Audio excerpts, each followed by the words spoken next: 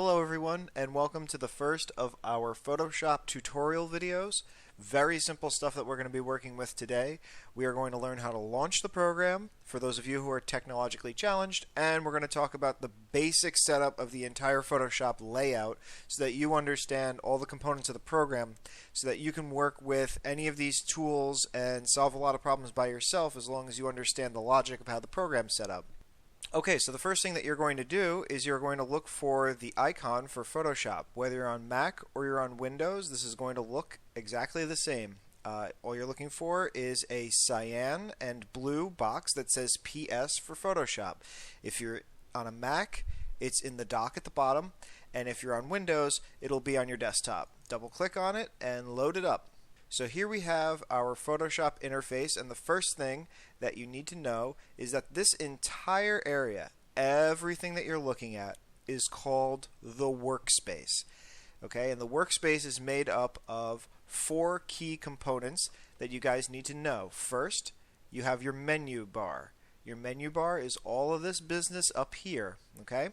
And that includes the file menu, which allows you to create new files, open, and save, which is grayed out because obviously I don't have anything open right now. You also have your print options. Under edit, you have a lot of your cut, copy, and your transformation tools, which we're going to talk about later. Image menu, which contains a whole lot of things like changing your document color mode, which we'll talk about later, making adjustments to color, changing the size of the image or the amount of space that you have to work with canvas size. Your layer options, we're going to talk about layers soon, but layers is what makes the entire world go round inside Photoshop. You have your type menu, you have your selection menu for selecting certain parts of your picture, you have your filter menu, which in my opinion is where most of the fun in Photoshop happens. This is where you have a lot of your special effects, including blurs, distortions, sharpens, all sorts of special effects that you can apply, and the liquify tool, which I love and everybody loves on the first run. You also have your 3D menu, which we are largely going to ignore because that requires a special kind of crazy to make work right. And then we have the view menu, which allows you to do proof setups, which is great. It allows you to simulate different kinds of color modes for your document. So if you need to see what it looks like in print, or you want to see what just the cyans look like, we'll talk about this more in depth, but this is extremely useful for when you're checking out whether or not your document is going to print and look like crap or it's going to look great. And also, you have your guides. Guides are probably the most useful tools that you're going to have inside of this program. It allows you to do things mathematically accurate, allows you to establish boundaries, and you can snap to the guides so that if you go to create a selection box or something, you need it to be like a perfectly square section, you can create guides and it'll snap to it, and we'll show you that later. And your rulers are in here too. Okay, so that is your menu bar. Over here is where you have your toolbar. And your toolbar is where all the different ways that you can interact with the image are set up and waiting for you. Things like selection tools, color changing, cropping, fixing the picture, painting, gradients, smudging, color changes, lightness, darkness, freeform pen tool for vector designs. Down here you have the grab tool, which will allow you to navigate a large picture by just pushing and dragging it.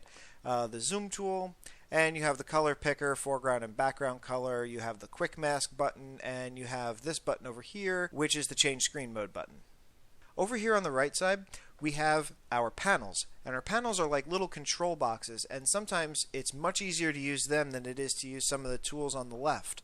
And you'll see what that means a little bit later in some of the videos, but right now I just want you to be aware that over here you have these little boxes and swatches, which is great, predefined boxes of color that you can choose from, and you can add your own colors. So if you have a very specific pink or blue that you like to work with, you can save them to your workspace inside the swatches panel, and then you can have that color whenever you want. Alright, and down here we have our adjustments, which add specialty layers that make changes to our documents. And we have styles, which allow us to save changes that we make to our layers as presets so that we can apply them multiple times if necessary. But the holy grail, the one panel that you need to know more than any other right now, is the layers panel. Layers is how this entire program gets its power. You can put a picture on top of a picture on top of a picture, and you can erase through them so that you can see through. It's like a triple paned window, and you start cleaning something on the top, you can see through to the next layer of glass underneath.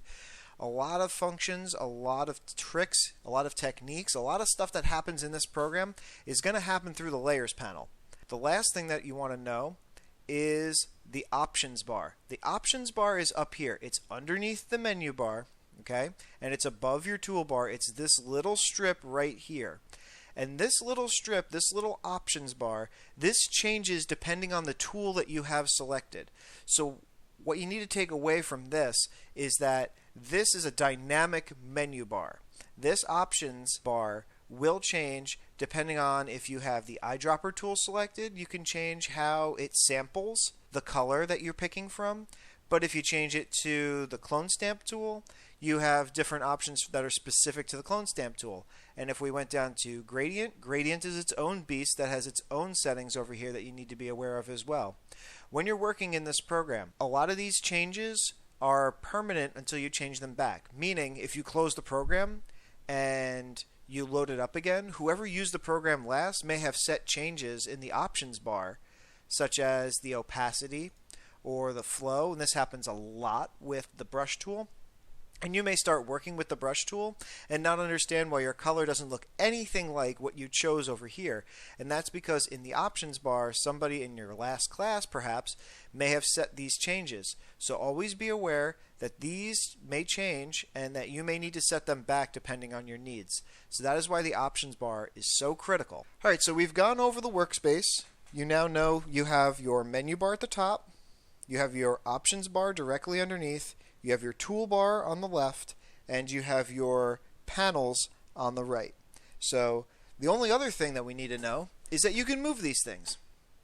So I can actually take the styles panel here, and I can detach it by grabbing the little tab here. I can detach it, and I can move it somewhere else. And if I have something, maybe there's something I don't need. I never use paths, so I can just remove it and close it.